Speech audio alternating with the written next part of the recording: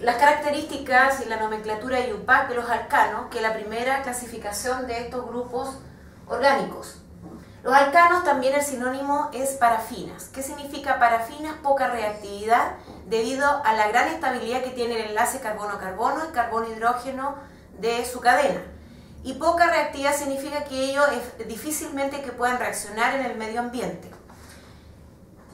Aquí se mencionan las características fundamentales que tienen los alcanos, ¿ya? Que primero son combustibles fósiles, donde está formado el gas natural en un alcano y también una distribución del petróleo, de la cual, por la refinación que tiene, este petróleo sale como material a gasolina. La fórmula general de los alcanos es CnH2n más 2. ¿Eso qué significa? Que la cantidad de hidrógeno es el doble de la cantidad de carbono y sumándole más 2. Tienen solamente enlace simple entre carbono-carbono, por lo tanto tienen solo enlace sigma. La hibridación es sp3, son totalmente saturados en su cadena, son insolubles en agua porque no son polares, tienen solamente enlace covalente y se presentan los alcanos en los tres estados de la materia. Si la cadena carbónica tiene de 1 a 4 átomos de carbono, todos estos compuestos son gases. De 5 a 16 átomos de carbono son líquidos y de más de 17 átomos de carbono son sólidos. Dentro de la regla de nomenclatura IUPAC, la terminación para colocarle el nombre a estas cadenas carbónicas, la terminación que van a tener es ano. A continuación ahora vamos a analizar las reglas IUPAC que tenemos que respetar para nombrar estas cadenas carbónicas que son ramificadas. Para nombrar ahora estos compuestos orgánicos que son los alcanos hay dos posibilidades. Si se les presenta como situación problemática una cadena lineal, ustedes lo que tienen que hacer es respetar el prefijo que me indica la cantidad de átomos de carbono solamente y la terminación ano. Pero cuando tienen una cadena carbónica ahora que es ramificada, acordarse que las ramificaciones las dan átomos de carbono hacia arriba y hacia abajo en una cadena, tenemos algunas reglas IUPAC que tenemos que respetar. La primera de ellas es que debemos buscar la cadena de carbono más larga, pero que sea continua, es decir, que ustedes cuando empiezan a determinarla no separen el lápiz del cuaderno y lo hacen en un solo sentido, o es hacia arriba o es hacia abajo, no y o. Lo otro es que luego que nosotros encerramos la cadena más larga, se debe numerar ella. ¿Y cómo tenemos que numerar la cadena más larga? De tal manera que las ramificaciones que quedaron fuera de mi cadena larga tengan los números menores. También, para nombrarlo entonces, si existen varias ramificaciones, ellas tienen que respetar ahora que esas ramificaciones tengan los números más pequeños.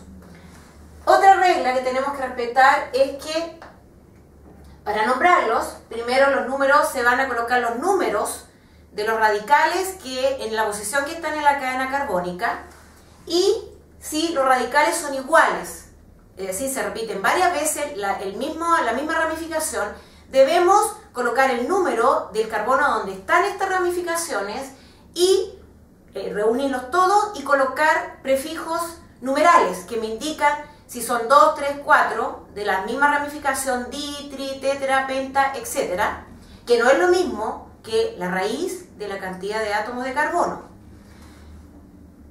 Los prefijos ahora, para cuando ya comienzo a nombrar esta cadena carbónica, tenemos que hacerlo en orden alfabético, pero en este orden alfabético no influye el prefijo numeral que nosotros colocamos, el di, el tri, el tetra, sino que la raíz de la cantidad de átomos de carbono que me determinó el nombre, exceptuando en algunas ramificaciones complejas que se utilizan con paréntesis, donde la primera letra me va a indicar el orden alfabético donde va a ir ubicada cuando yo coloque el nombre.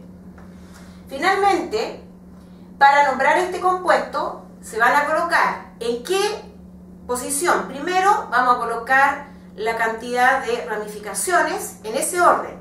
Para nombrarlo entonces colocamos las ramificaciones, la posición de los carbonos donde están estas ramificaciones, respetando si son iguales los prefijos numerales.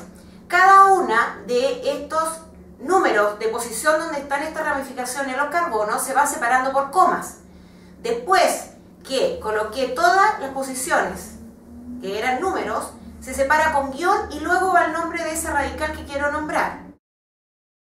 En orden alfabético, luego, finalmente vamos a colocar la raíz que me indica la cantidad de átomos de carbono de la cadena más larga, y como estamos en alcanos, que son hidrocarburos saturados de simple enlace entre carbono y carbono, la terminación va a ser ano.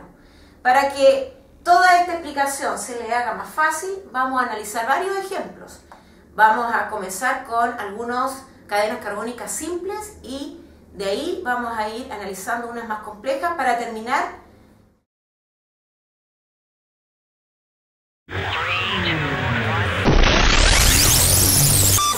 Como mencioné anteriormente, dentro de la regla IUPAC está ordenar alfabéticamente las ramificaciones, pero existen algunas excepciones, como el caso de las situaciones que les estoy planteando en estos momentos, donde el butil, nosotros vimos que tenían 4 tipos de ramificaciones, respetando la cantidad de átomos de carbono, que son 4, y el propil o isopropil, que son 2.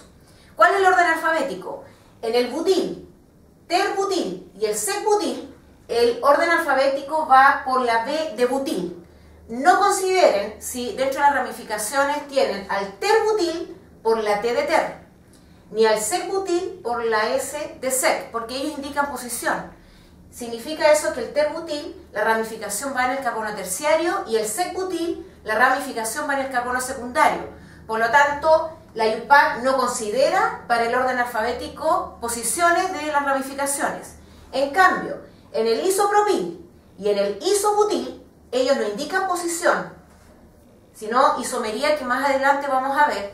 Por lo tanto, aquí sí, cada uno de ellos, en el isopropil y el isobutil, el orden alfabético va por la I de iso. Tenemos que tener cuidado cuando ustedes ordenen alfabéticamente cada una de estas ramificaciones.